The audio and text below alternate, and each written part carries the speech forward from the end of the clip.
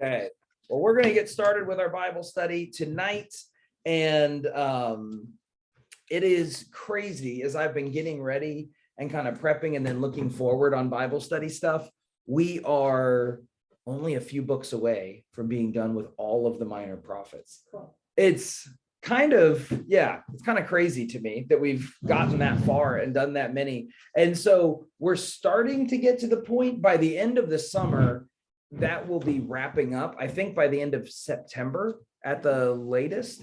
And so I'm going to be looking at some future studies and some future things.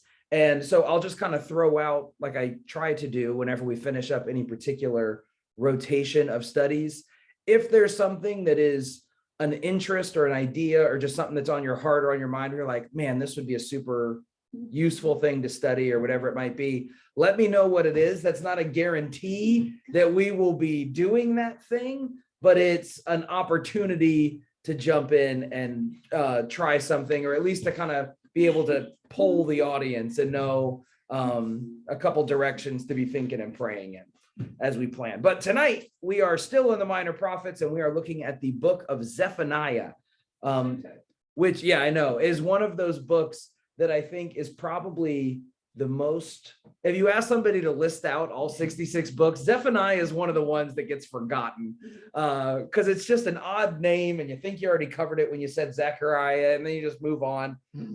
But Zephaniah is the book we're going to look at, and it's pretty short. It's only 3 chapters.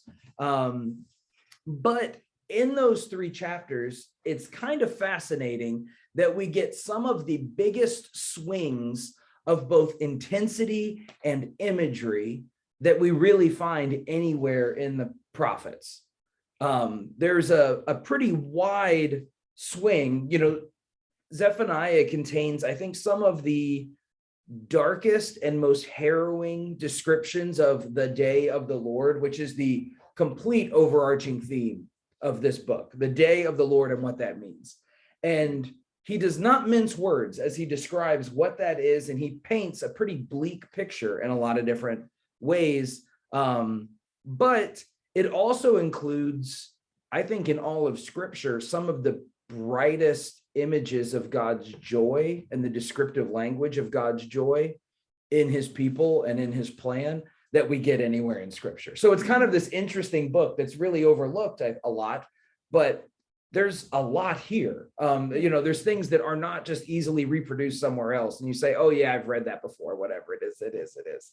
And so starting a new book, we're going to do a little bit of background on Zephaniah. And this is the great news of this one, is that every time we do background, when we start one of these, I have to say, well, we don't have a lot of information about so-and-so, whichever prophet it is. We have a lot of information about Zephaniah. In fact, we have more genealogical information on him than we have on any prophet, minor or major prophet, with the exception of Jesus.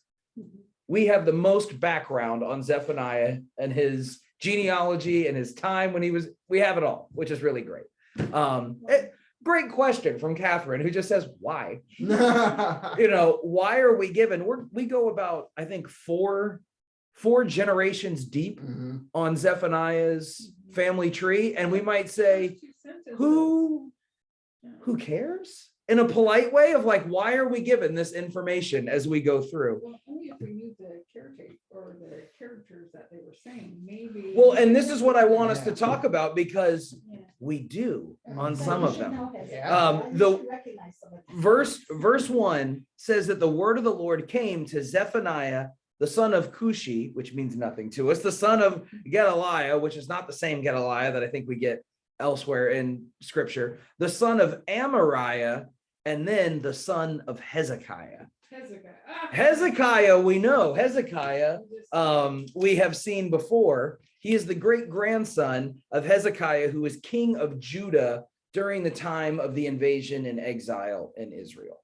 And so he's related, and this is actually the prophet, again, with the exception of Jesus, if we want to go there, that has the most royal blood of any of the prophets that we look at. A great grandson to a king. I mean, we could say a grandson to a king, because I think Amariah didn't succeed Hezekiah. This doesn't matter. But he's got royal blood, is my point as we go through this.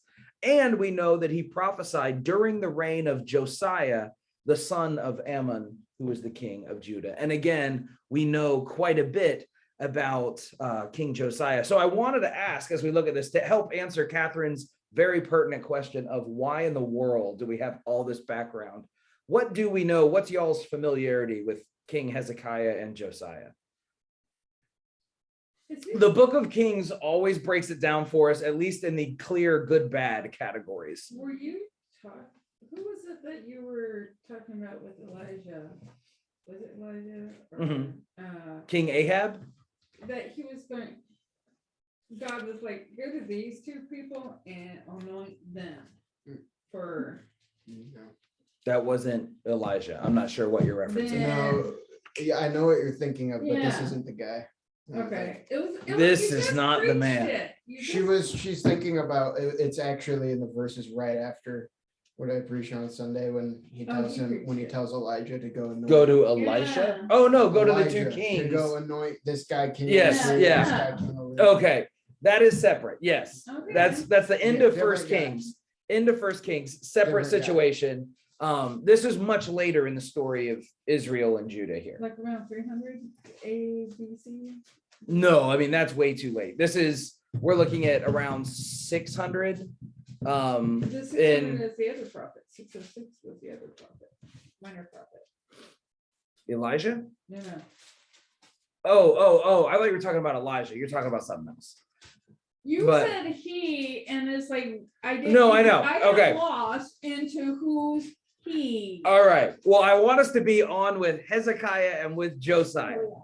So, And both of them are reformer kings, kings who were judged by the author of First Kings as righteous kings, kings that were trying to do good, kings that put an end to idol worship. Hezekiah, as Israel was being exiled and led out, was turning to God and trying to strengthen Judah's dependence on God and their trust in God. And so God ended up actually delaying the exile of Judah based on his faithfulness of like, this isn't going to happen now because you're calling on me. And God's like, yeah, when you call on me, I answer.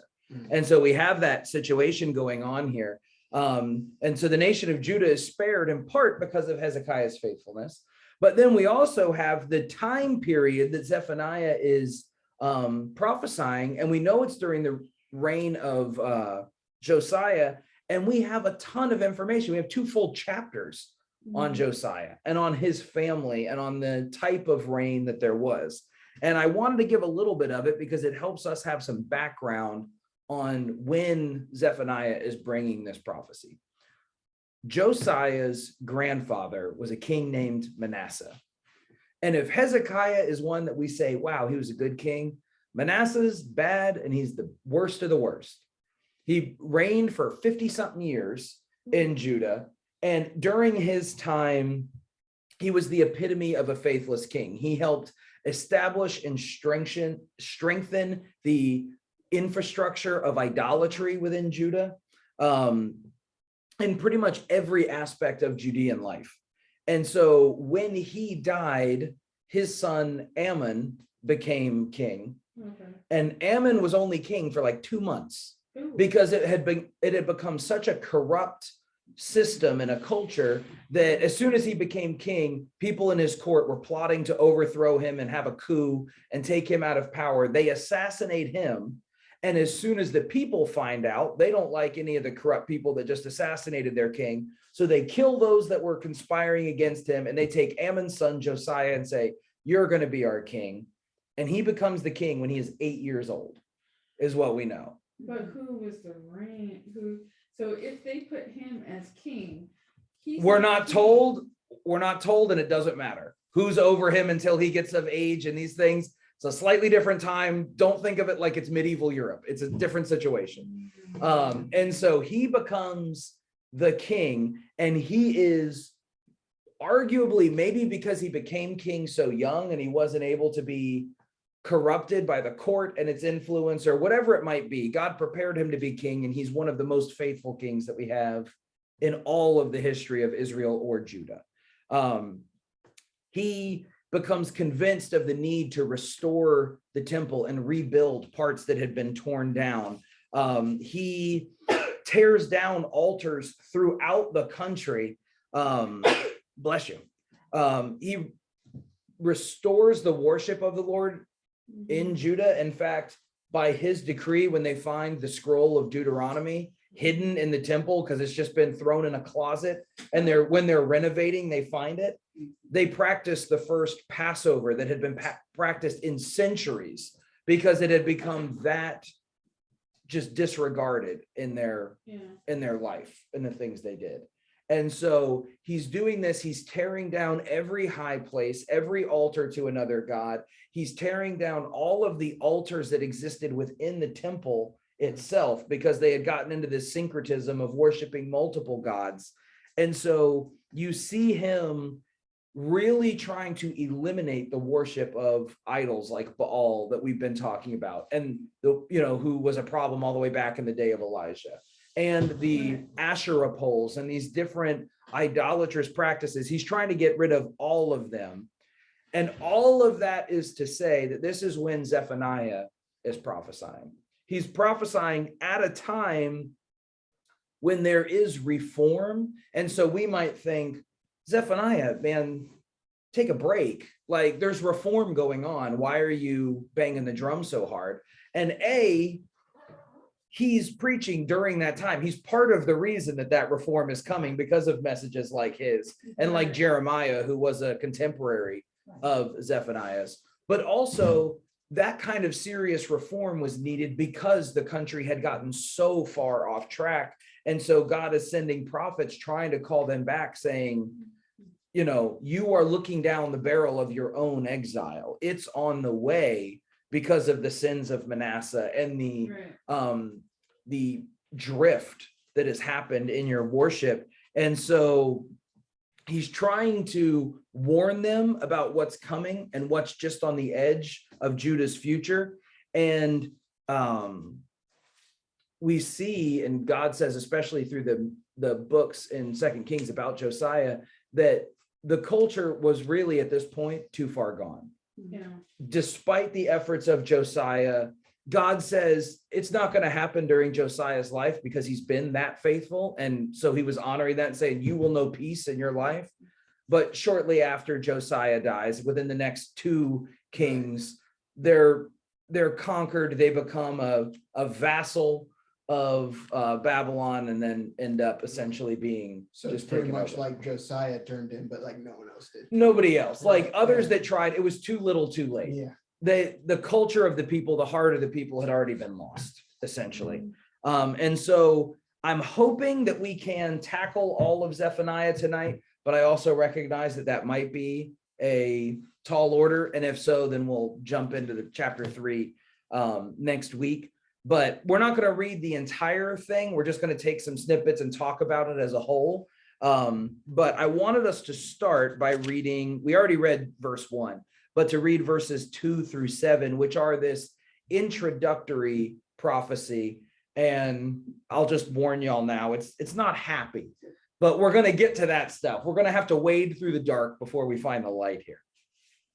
This is the beginning. This is the word of the Lord that came to Zephaniah. And then we get his entire history here.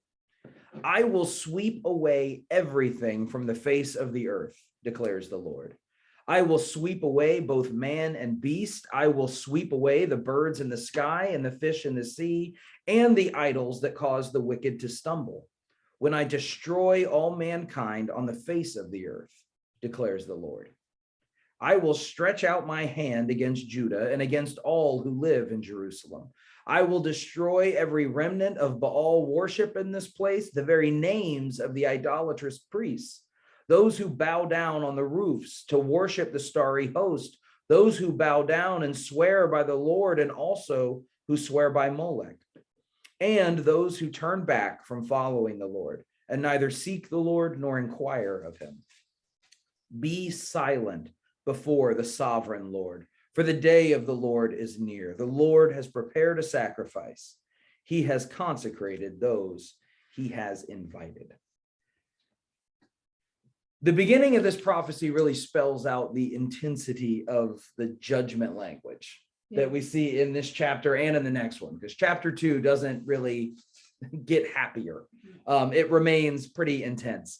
And so at the beginning, at least whenever I read this, the first thing that sticks out to me is, and I don't know if it immediately comes to mind as y'all read this, but there's all that creation language at the beginning. Right. You know, God is saying, I will undo creation itself. That is how complete my judgment is about to be.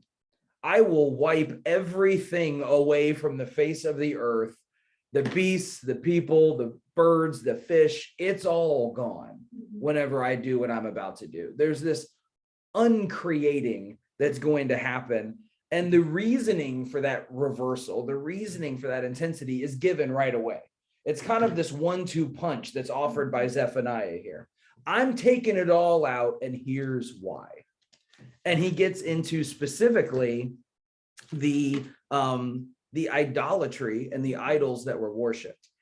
And the language kind of explains just how many idols and the false gods that were worshipped, just how extensive it had been, which I don't have the chapter in front of me, but read the story of Josiah as well, because it is verse after verse after verse. When it says like he took down all the high places and the altars to false gods, it's not one sentence.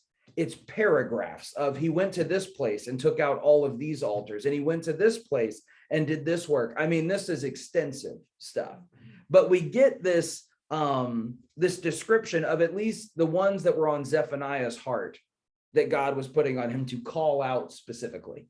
We've got Baal, which we're familiar with, this idol, this false god that's being worshipped. And we've already seen, like we've been going through on Sunday mornings, the Baal worship was there in the days of Elijah. This is not new that it's going on. It's been ongoing, but it has reached a crescendo. Yeah, exactly. Like he was calling it out at that time as an old idol that needed to go. And we see that it has not waned. It has only intensified, even since the days of Elijah.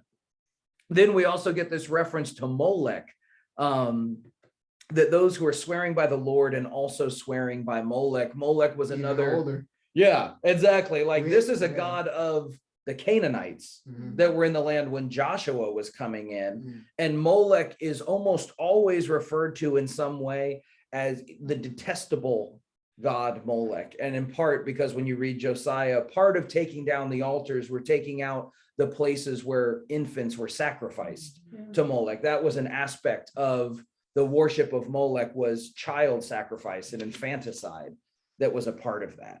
And so even you get this reference in verse 5 of those who bow down on the roofs to worship the starry host, that there was worship of the sun, the moon, the constellations, the stars in the sky were worshiped by different cults and groups. And there were accommodations made even within the temple complex itself to worship the constellations and the sun and these different things.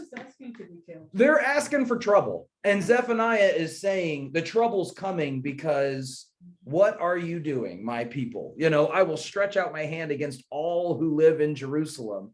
And then it's immediately followed by this language of idol worship. And you say, Jerusalem has fallen down from what it was and what it is supposed to be as we go through here. So reading through that is intense, but I wanted us to ask, it's so easy to look at some of this as just the history lesson. Are there similarities between the sins of God's people then that we see here in verses 4 through 6, and then in the church today among God's people? Roe versus Wade. What's that? Roe versus Wade. Okay. That is the killing of the infants. Okay. I see, like devaluing the lives of infants and children in our culture. And Only 7. because I mean, that's not worshipful, but I understand what you're saying of like, if you look at the protesters now and what they're doing, and that is worshiping the killing of babies. Don't know if I would agree with that interpretation. They are painting themselves in blood, and it's They're not nice. They lost something up here. Well, we're not going to be derogatory toward people. Oh, no, But- I'm not. It's their, I can question their critical thinking skills. You can. They don't got them. What else? I'd say it's more of like an aspect contributing towards like self-worship. I Okay. think that's kind of more of like the main like problem. Okay. It's like self-worship. Like, Okay. across the board, we kind of like herald ourselves as the arbiters of our own destiny, right? We Mhm. are our own We- gods. We like I decide whatever I do whenever, Yeah. right? Like I'm the captain of my own ship, that kind of stuff. I was Like- just going to say a little like bit of Invictus rampant- here, you know. Rampant individualism. Like, Yeah. Gone too far. I am the master of my fate, the commander of my soul. You know, Yeah. yeah, I would say that that's definitely an aspect of if we think about the idolatry that we might face in the world today, that's certainly, I would say, far and away one of the bigger ones that we deal with. Mhm. And again, we look at this and we say, it's not new. Yeah. It's going on here because you're worshiping the things you've created and the things that you've imbued with power. And it's the same thing Paul talks about in Romans, where he's talking about those who have just begun to worship creation instead of the creator. It's the same pattern that exists there of creating something in an image that pleases you and saying, I'm going to worship that Yeah, as it's we kind go of hard to through. think about though. It's like something super obviously idolatrous going on. Well, and also the other thing is a lot of people are saying, I've talked to a few people trying to figure out, okay, what do you believe? Mhm. Well, I believe we all are God. And I was like, what? That's So, interesting news to me. Yeah. but it's kind of a this one person I'm thinking about, she takes a little bit of everything, starting with Buddhism, and then you take that we are all not dignitaries, what is it? Deities. We are Yeah. all deities. Which, looking at this, Yeah. those who swear by the Lord and who also swear by Molech, that kind of syncretism Right. of, I would almost say, in that term specifically, like a universalistic I think that's- pantheism. Yeah. Yeah, It's that's even all the bigger. same. It's all here. I was talking with somebody recently, Unity who- Church. who was using that same language of, we're all just trying to grasp the divine in our own way. And how can we say it's the elephant? It's the blind people touching the elephant, if you're familiar with that Oh, yeah. analogy. And so one blind man reaches out and touches God, and it's the elephant's leg. And they say, well, God is like this, big and strong. And somebody touches the tusk and says, no, he's smooth and this. And somebody touches a trunk and says, no, it's bendy. It's not hard. It's this. And you end up with everybody touching the elephant from their own side and not realizing that they're all describing something different, but it's really the same. Yeah. The problem with this analogy, and what has always frustrated me with it, is the person who's saying it is assuming they're the one person in the room who has perfect eyesight and can see it all. And I'm like, well, I was you've about- created a system where you are the only person in the know. I was about to which- say, except for me, I see the whole elephant. I see the whole elephant. I figured it out. Everybody else is just stumbling in the dark. Well, It's, yeah. sometimes we can create these systems that gratify our own selves I know and it's- explain things in such a way to say, one day people will get on my level. Well, but see, at the same time, that is a stupid analogy, because I know I'm name calling right off the bat. You are. I do. Well, you could call the analogy stupid without calling people stupid. Yeah. Sure. So anyways, it fails to grasp, again, critical thinking that, oh, where are you?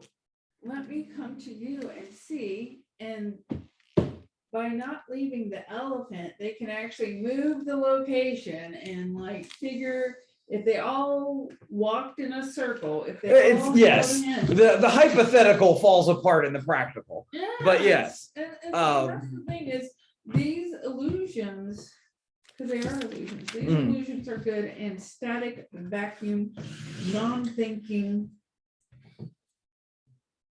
Yeah, it's just Yeah. phrases.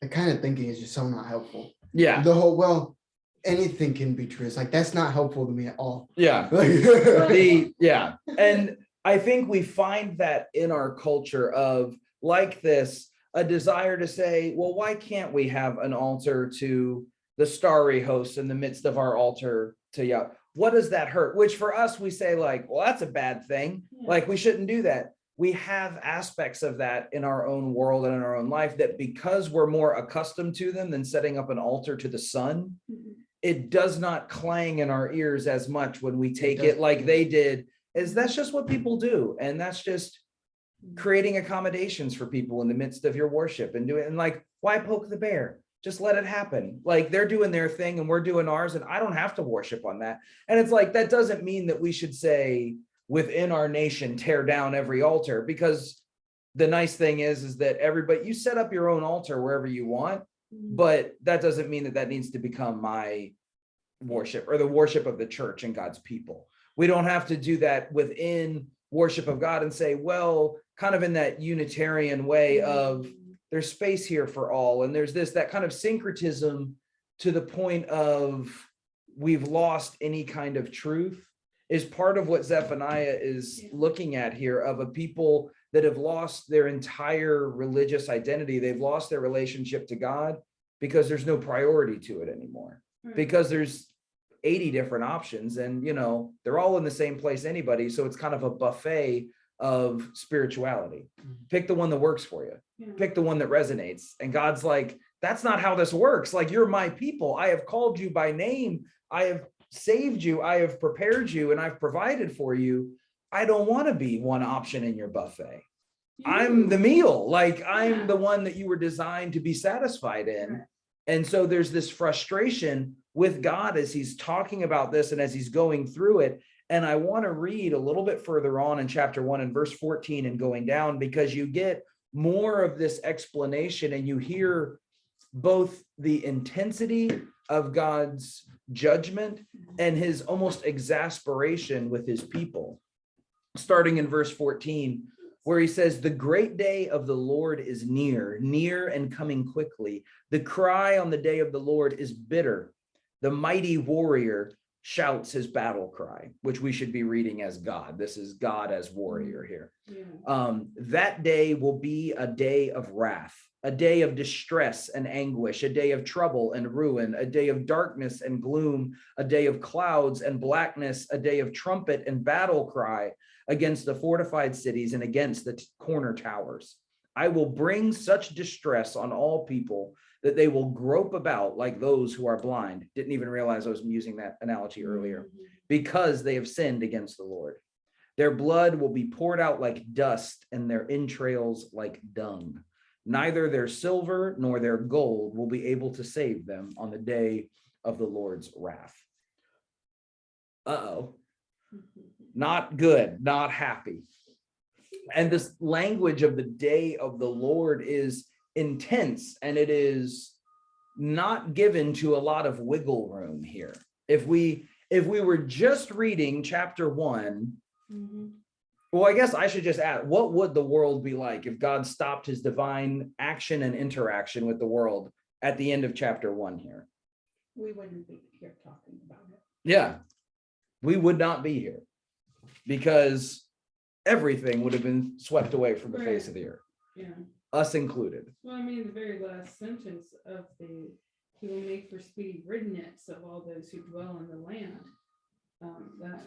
He's really absolute. So it's like, like Sandy said. Yeah. It's not going to be good. No. Not going to be good at all. And Indeed, a terrifying one. And why is he like this? Because we're stupid. No, I said, why is he like this? It says by the fire of his jealousy. Where- God gets to be jealous. where is this? It's but the very last verse. Oh. But the whole land shall be devoured by the fire of his jealousy. Yeah. Yep, I got jealousy too. Because unlike He is us, a- he actually deserves it. Yeah. And that's the thing is, Exactly. we have a tendency, and I've heard from others, a tendency to hear and read that jealousy language about God in the Old Testament and to apply to it our human notion of jealousy. And it's like, that's not the jealousy Nope. that the prophets are talking about. And that's not the jealousy that's being used when it's like our God is a jealous God. This would be something that's absolutely pure. Yeah. Ours is never. Yeah. When we become No. jealous, it is not a good thing. Mhm. We're like kindergartens fighting over This- something. This is not jealousy over popularity, and this is not this is the jealousy that a spouse can have for their partner when it's like you like in a way that is not, yeah, in a way that is not possessive or abusive, like you are mine. The other part of that is I am yours, but we are here for each other. And so God has that with not just with Israel, but with all of his people, which is why this jealousy comes up. And it's like, I made you, like our relationship is what was here. I am yours and you are mine. And if we break that covenant, then God says, like, you're not protected by that covenant if you walk away from it. Right. You can't give me divorce papers and then be upset whenever I leave. Like there's that kind of language here with him. And we see that coming through not only in his jealousy with Israel, all the way through the prophets. I mean, we go back all the way to Hosea, and we're going to see some of that similar language come up in Zephaniah of his devotion to his people, not just on their own basis, but because through them, they are the priesthood for the world. Through Abraham, all nations are blessed, that this is part of bringing that blessing and reminding the whole world they're supposed to be the spokesperson for God's covenant with all creation. And when they abandon that, then he says, then I have nothing. You are my spokespeople. If you're not here, what do I have in the world? I've lost my entry that I had with you, and which is why he continues to both chasten but also restore always the nation of Israel, because he's already said through them redemption and salvation are coming. And so I'm not getting rid of you, but you have to understand your role in the salvation story, not just of your own family, but of the entire world. It is on you and your faithfulness. You have to be there for this to work. Right. And so when we get into chapter 2, I want us to kind of look at it as a whole, because Zephaniah starts singling out first Judah. You get this, the very beginning, gather yourselves together, you shameful nation. He's talking about Judah here, his own country. But then he also starts looking at the neighboring countries and the neighboring areas that are around Judah as he goes through. So which ones, if we just kind of skim chapter 2, which ones are named specifically here? Judah, Gaza, You've got Gaza, or Yeah. Philistia is another way it might be translated in your Bible. Ashkelon, Ekron, Mm-hmm. Canaan, Sure. Cherethites. What are they? Yeah. Never heard Which one's that? The Cherethites. Is that verse 5? Yes. Verse 5. It's the land of the Philistines. This is Philistines. the Philistia, that particular area and region. Then you go further down in verse 8, you've got the Moabites and the Ammonites. I really like, surely Moab will be like Sodom and the sons of Ammon, like Gomorrah. Ooh. Yeah, exactly. It's like not good. Yeah. As you go through here. Then you get this this part, which the verse 12, the Cushites, they get a single verse. You too are going to be, don't think that you're spared in this. And then after that, he stretches out his hand against the north and destroys Assyria, leaving Nineveh utterly desperate, or desolate, I should say. So we have this language. If you look at this, and if you look at it on a map, I don't have one with me, and I apologize for that. Philistia directly to the west. I mean, we're talking about modern day Palestine, Gaza there. Then you're talking about Moab and Ammon, which exist on the east side, just on the other side of the Jordan River. You're talking about Cush, which is modern day Ethiopia, going as far south and below Egypt as, getting into the side there, East Africa. And then you're going north to the Assyrian Empire that sprawled all the way to the north and to the west. And so it's almost cardinal points on a compass that Zephaniah is calling out here. It's like Judah itself, you are under God's wrath and judgment for your idolatry, but God's justice is impartial and it's universal in its implication, because he's saying everybody's subject to the same thing, as we've seen in multiple prophets as we go through. Nobody gets a pass, including God's own nation and people. He says the standard that you are being applied here is absolute. And you see this repeated calling out of the judgment that's awaiting each nation. And then a promise that the land itself in each one of these will be reserved for a remnant from Jerusalem. You get this in verse 7. That land will belong, talking about Gaza, Philistia, will belong to the remnant of the people of Judah. There they will find pasture. The Lord will care for them and he will restore their fortunes. You get into Moab and Ammon and you have these things, and then it's you get that his judgment on them is in part because of their insulting and mocking the people of the Lord Almighty. So I guess my question for us is, if the people of Judah are so sinful, which we've already seen, chapter 2 started with calling them out specifically here. If they are so sinful as we've read, does it make sense that God's primary complaint against every other nation is not necessarily their idol worship, but their treatment of Judah and God's people? This is what you get in return for your pride, insulting and mocking the people of the Lord Almighty. As you get these things, it's about their sin against Judah, even though Judah's call out is about their sin against God. Does that make? Yes, it does make sense. You say that makes sense? Yes. Why? I'm not gonna tell you. Okay, fair enough. It's because God's people, the Israelites, made a covenant with God. Mhm. I will honor you, God, and Yeah. no one else. So that is the number one commandment. That is everything and they break it time and time and time again. The surrounding countries, he had no covenant with them. Okay. So they didn't have a covenant to break. Mhm. So it's not even in their thinking process to Okay. worship God. Oh, I see what you're saying. So that's why it's not necessarily included as their judgment for worshiping the false gods. Let me ask this.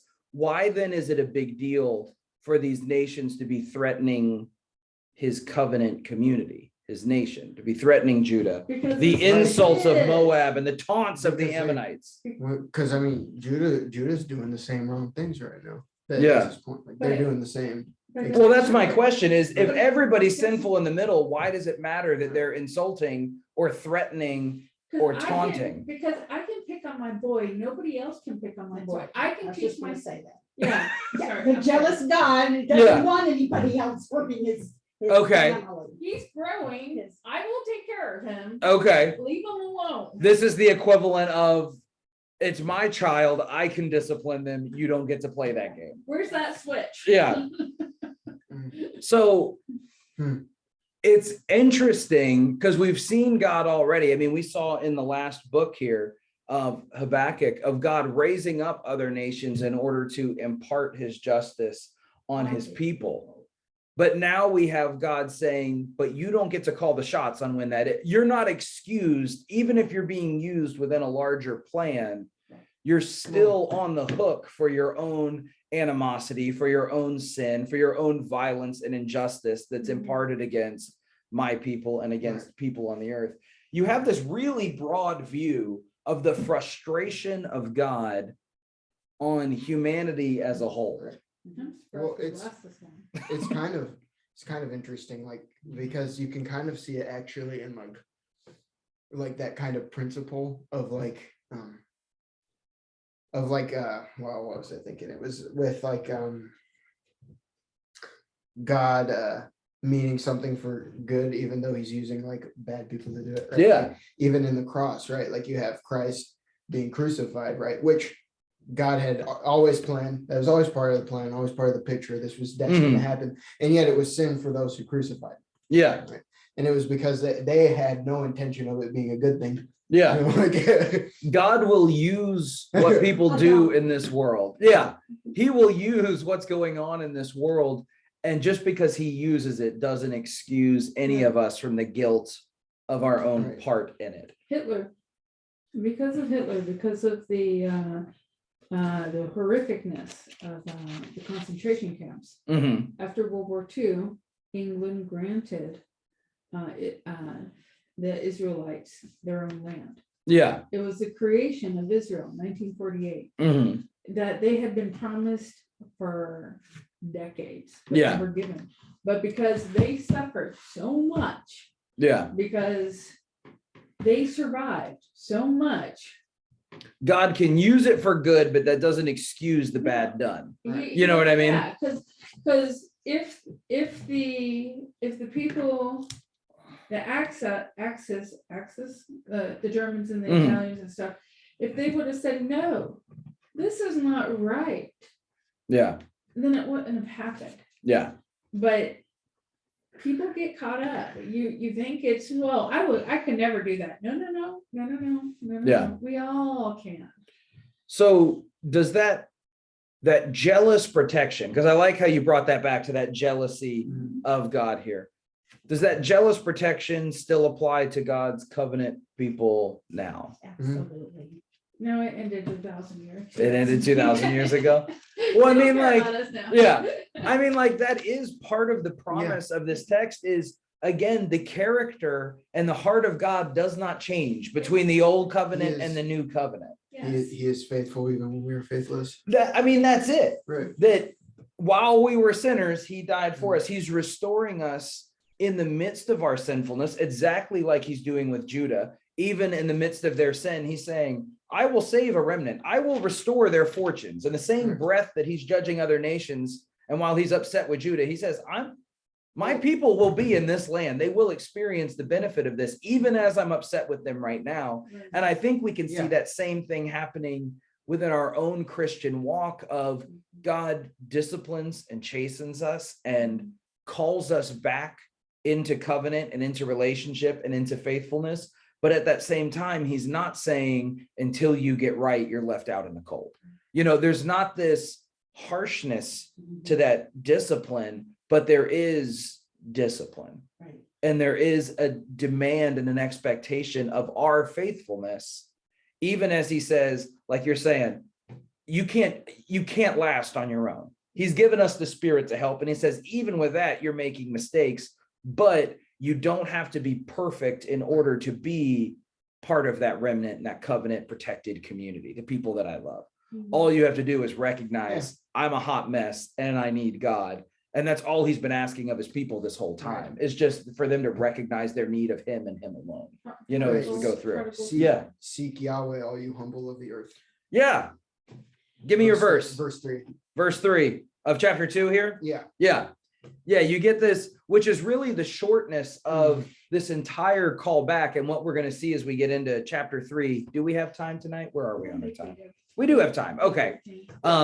This is really partially like a little a heart verse for everything that's about to come. Seek the Lord, all you humble of the land. You do what he commands. You who do what he commands. Seek righteousness, seek humility.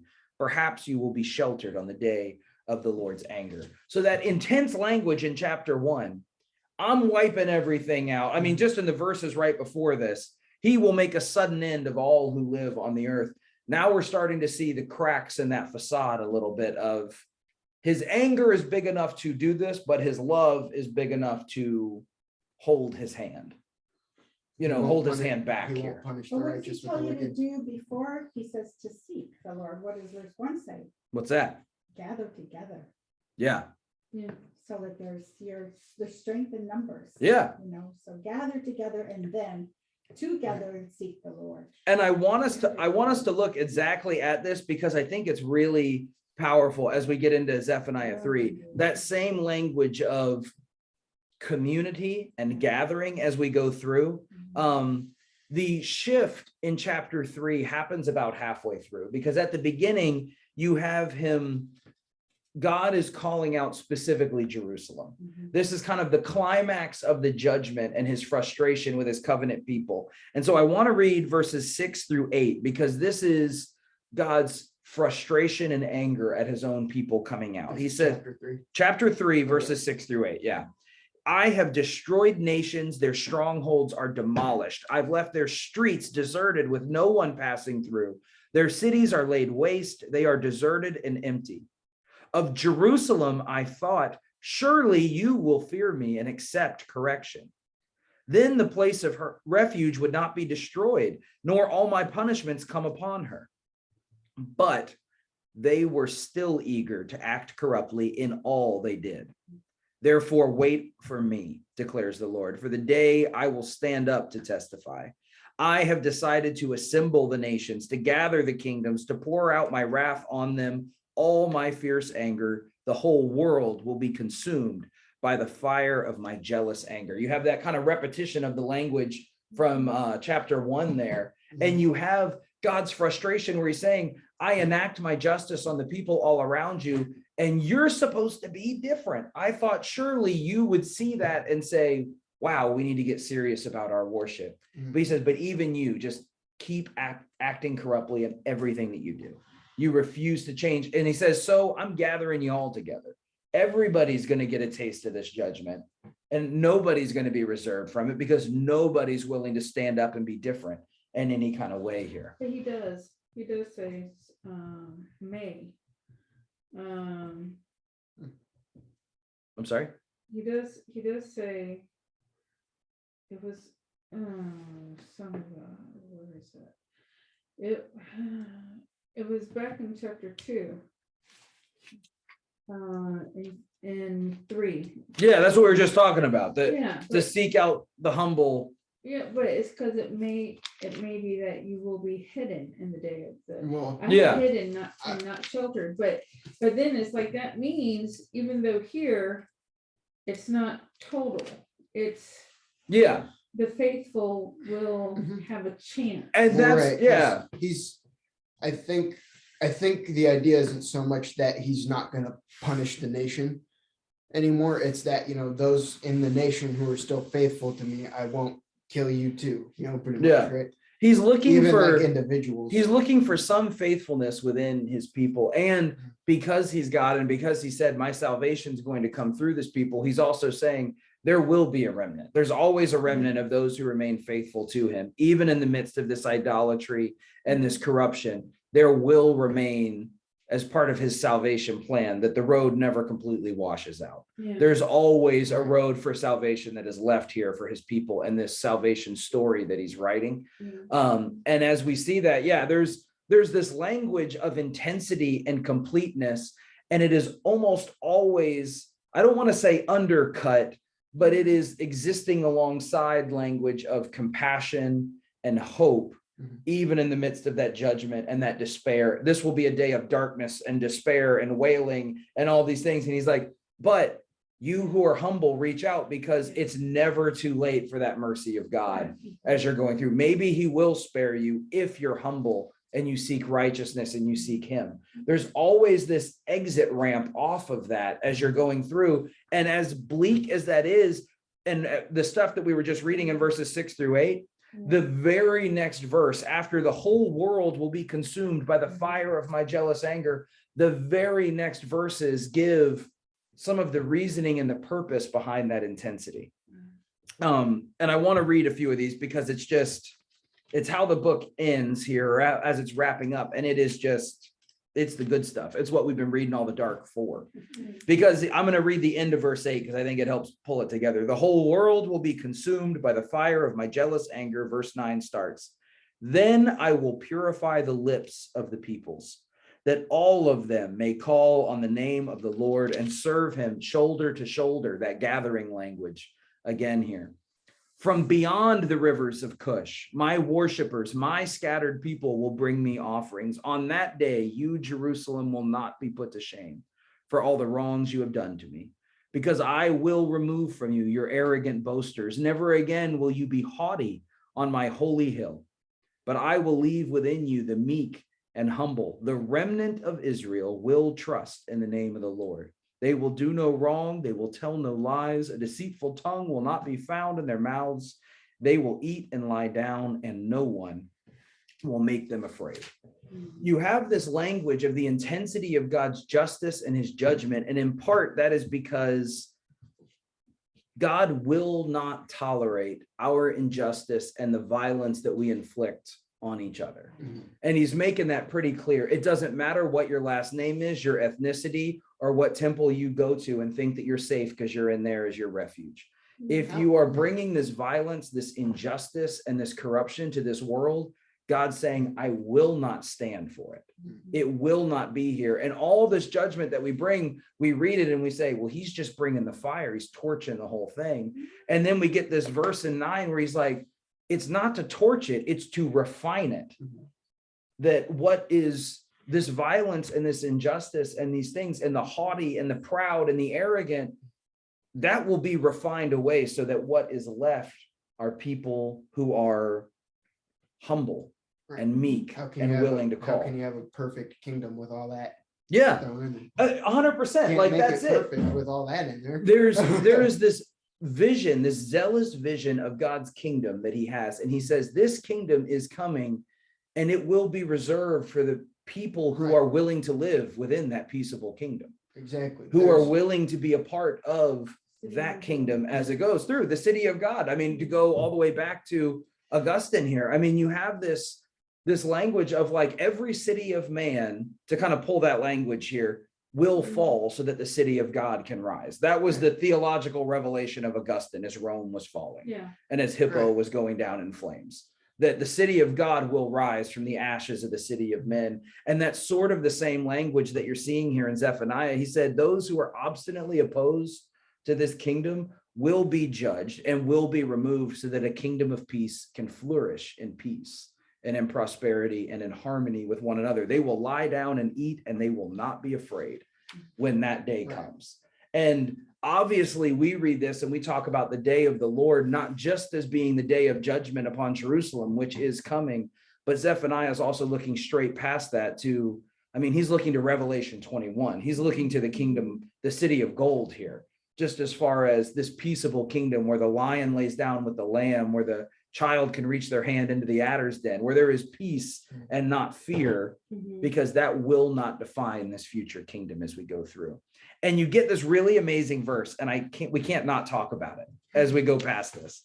You get a picture of God as one who enters into that holy community as an active participant, not just the one who is receiving praise and honor and glory and worship and all these things, like he's just receiving adulation, saying it's about time. He is an active participant in this joy. Verse 14, he says, sing, daughter Zion, and shout aloud, Israel. He says, you sing for joy at what's happening. But then you look at verse 17. The Lord your God is with you, and with is such a weak translation. The Lord your God is in your midst. He is among you. That's the word here. He is around in you. That mighty warrior that we saw before, that in your midst, because that's a much better translation what the NIV gives here. That mighty warrior, that same language we saw before that meant bad news because God was coming. Now the mighty warrior who saves, because he has saved you here. And then this next part of verse 17 is so good. He will take great delight in you. In his love, he will no longer rebuke you, but will rejoice over you with singing. God is saying, you sing for joy, and then I am going to be singing over you in delight. Like he's a part of this heavenly chorus. And I feel like we do not always consider that when we talk about it and we read about, Revelation, and every tongue and tribe and nation is singing and doing all this. He's leading the choir. He's singing, oh, joy over us, joy over this kingdom, joy over this relationship that's being established. And it's worth pointing out here that word for love in verse 17, in his love, he will no longer rebuke you. We've talked about this before in the prophets, where we've talked about that word chesed, that covenant love. This isn't that word, which this is a different word. It's a word for not covenant faithfulness, but passionate love. It's the word that can be used for a husband to a wife. It's the word that gets used in Hosea, that first book of the minor prophets. An intimate love. He said, in that love, he no longer rebukes. Like we're not in that covenant faithfulness. I'm going to stick with you no matter what. I'm going to tough it out kind of love. He said, this is the love where we delight in each other. There ain't nothing more to tough out anymore. No, it's like, this is the moment where you are singing over joy of our relationship and I am singing over joy, and we are in this together. And it's this like amazing image of the kingdom, not just as this place like John points out in Revelation. It's bright, it's brilliant, it's wonderful. He's like, I love this image of God being in and among that joy, not just being the recipient of it, but he's saying, I'm pouring it out on you. Are you kidding? I've been waiting for this. As he goes through. The New King James says, like, he will quiet you with his love. Yeah. And it's like that seems like that after a real long, hard day. Yeah. What you want is just a hug, or just to walk into somebody's arm and go, Yeah. That verse, be still and know that I am God. It's Yeah. that I will quiet you. You will be still in the knowledge of my love. yeah. Like, you don't have to keep going and doing. Yeah. And as long as we're in our word study stuff here, I'm going to bring up another one because it's just worth it and it's good. I don't care. In the same language where you're talking about, this is not just the remnant of Jerusalem that he's talking about here. When you go into verse 9, I will purify the lips of the peoples. That word for peoples is the word which means nations or groups of people. It's the same word that we talk about. Abraham becomes the father of nations, the father of many peoples. This is that same word. It is a word that implies diversity. This is not just all the families of Israel. This is all the families of the world. And it's spelled out as you go through here, So that they are all purified. What does it say in the next one? From beyond the rivers of Cush. This is greater than just Jerusalem. We already saw Cush was under judgment in the last chapter, but now even beyond that far off place, my worshipers and my scattered people will come together into this kingdom. This is not ethnically homogenous. That is not the thing that is bringing people together here. I mean, that makes perfect sense with today's world, because you got Christians over here, you got Christians over here, Yeah. you got Christians over there, in African cultures and South American cultures and North American cultures and European cultures. Yeah. And they will be speaking in the language of the Spirit.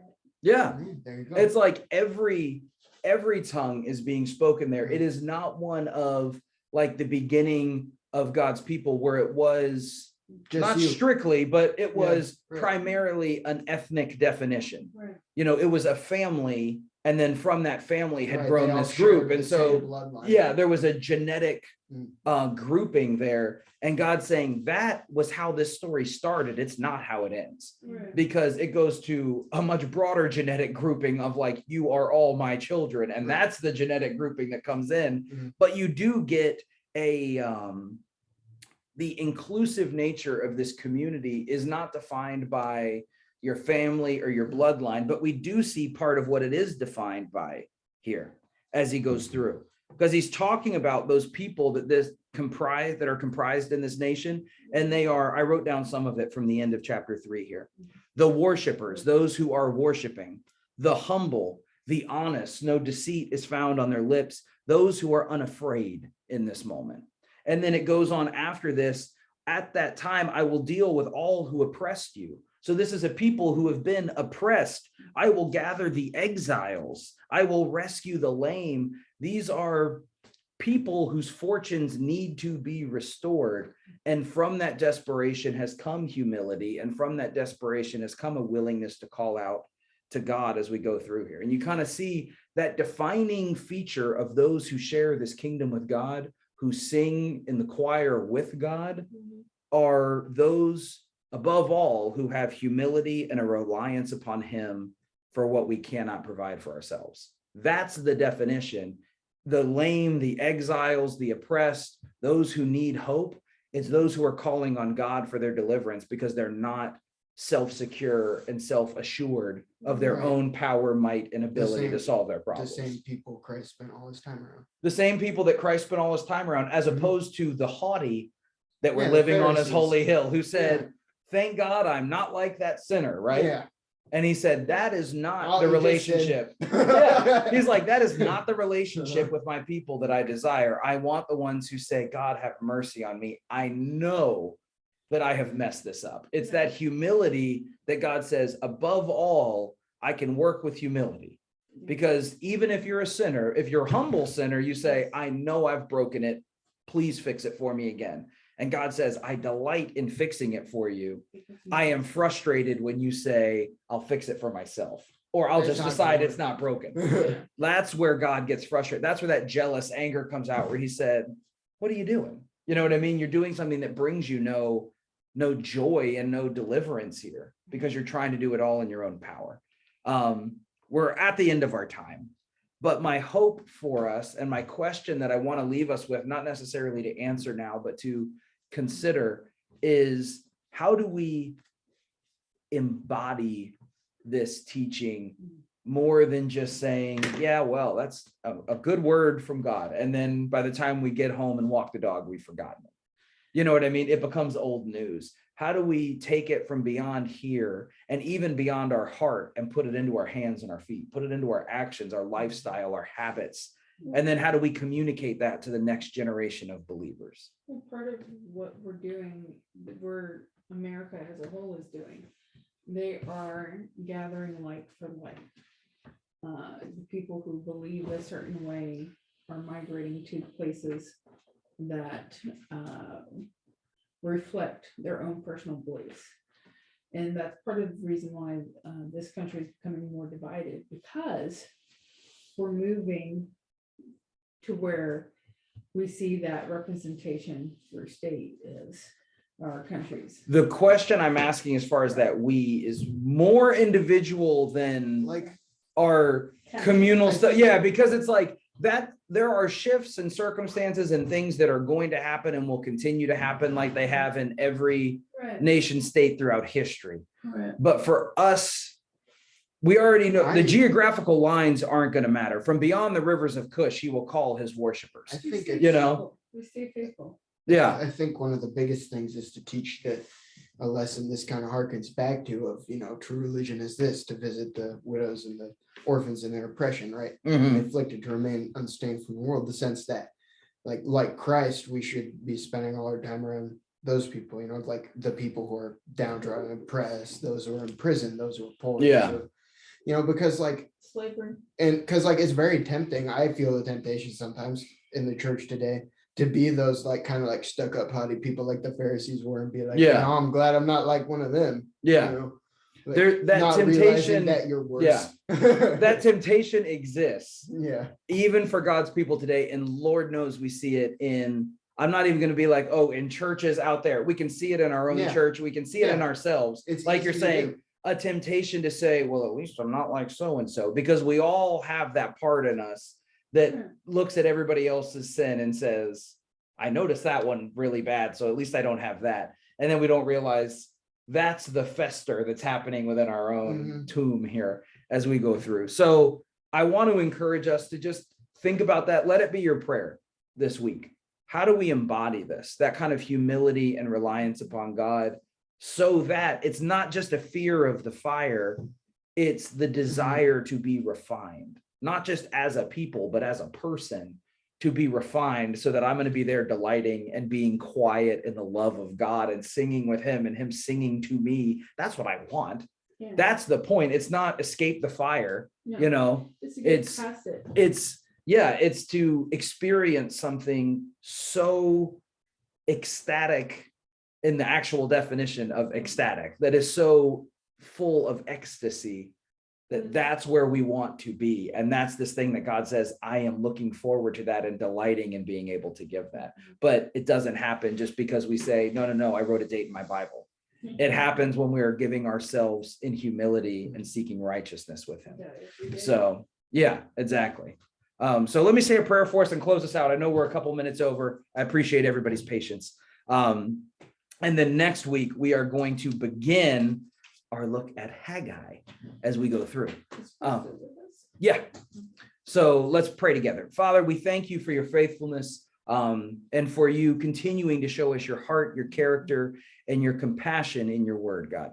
Help us to hold on to the truth of your desire to be glorified in us and through us and by your word and by your promise, God, that you have promised good for us. Help us to, in humility, come to you with our needs, to not meet them ourselves and to not try to find every which way, to worship our creation instead of worshiping you, our creator. So we love you and we praise you, Father. We ask that you'd be glorified in our life and in the lives of our church, and that we would be able to share your good news, your grace, your love, and your gospel with all that we meet this week until we're able to gather again. Be glorified in us, Father, in the power of your Holy Spirit and in the name of your Son, Jesus Christ, we pray. Amen. Amen. Amen. All right. Have a good